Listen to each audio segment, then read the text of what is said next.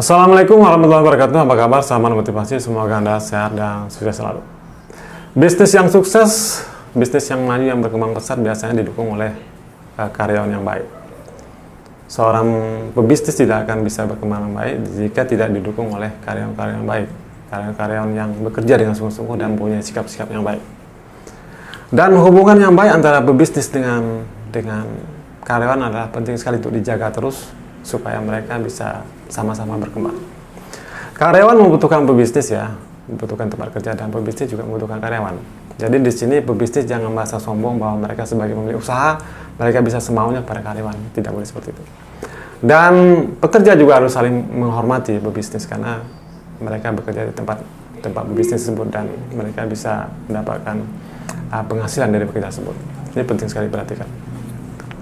Nah, jangan sampai dalam bekerja kemudian hubungan antara pebisnis dengan karyawan itu terjadi sikap yang tidak menyenangkan, suasana yang tidak menyenangkan. Ini akan menimbulkan masalah-masalah di tempat pekerjaan. Ada suatu contoh seorang majikan ya yang begitu kasar kepada pekerjanya. Jadi majikan ini mengeluarkan kata-kata kasar pada karyawannya yang menimbulkan karyawan itu tersinggung. Karyawan itu menjadi marah. Jadi majikan ini satu hari dia begitu marah pada karyawannya dan akhirnya dia mengeluarkan kata-kata kasar pada karyawannya, memaki-maki karyawannya di depan karyawan yang lain. Akhirnya karyawannya tersinggung, dia marah dia. Nah, ketika marah tersebut dia tidak berpikir lagi tentang majikannya, tapi dia akan berpikir tentang kata-kata yang dikeluarkan majikannya. Memang dia orang yang membutuhkan pekerjaan, dia memang membutuhkan menggantungkan hidup pada karyawannya, pada usaha tersebut ya.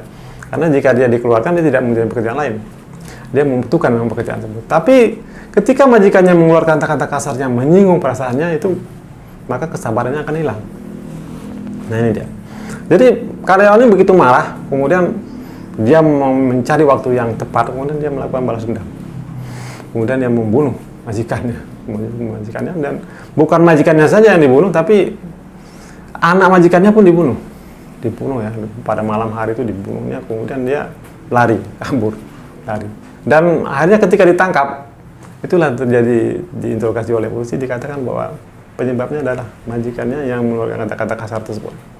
Nah, ini penting sekali diperhatikan oleh seorang pebisnis ya. Jangan sampai mentang-mentang dia pebisnis ya, pelaku usaha dan pemilik usaha, kadang-kadang bertingkah laku buruk pada bawahannya, pada anak buahnya, yang membuat anak buah itu menjadi marah, yang akibatnya bisa menghancurkan kehidupan pebisnis tersebut. Jadi mentang-mentang mereka pebisnis kadang-kadang merasa berkuasa, kamu bekerja tempat aku yang berkuasa di sini, aku milik usaha nih, kamu harus menuruti kata-kata aku.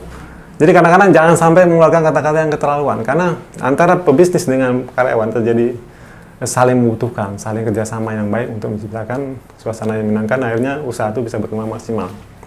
Jangan sampai mentang-mentang seperti itulah yang hal yang negatif, yang merasa sangat berkuasa, sangat penting di situ, akhirnya melakukan tingkah laku yang buruk ya, mengeluarkan kata-kata kasar, menciptakan suasana tidak menyenangkan, akhirnya menyebabkan karyawan menjadi marah dan melakukan tindakan anarkis seperti itu.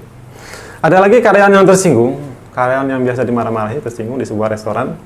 Kemudian ketika restoran tuh ramai pengunjung, karyawan itu ditegur dan karyawan tuh marah.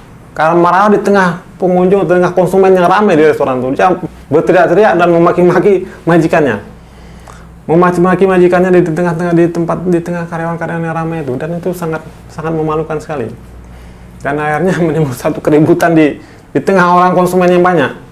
Jadi penting sekali diperhatikan hal tersebut, jangan sampai hal-hal yang sederhana, yang sepele akhirnya menjadi besar dan akhirnya menimbulkan citra yang buruk pada suatu usaha. Jangan sampai majikan itu membuat karyawan marah di tengah konsumen yang banyak.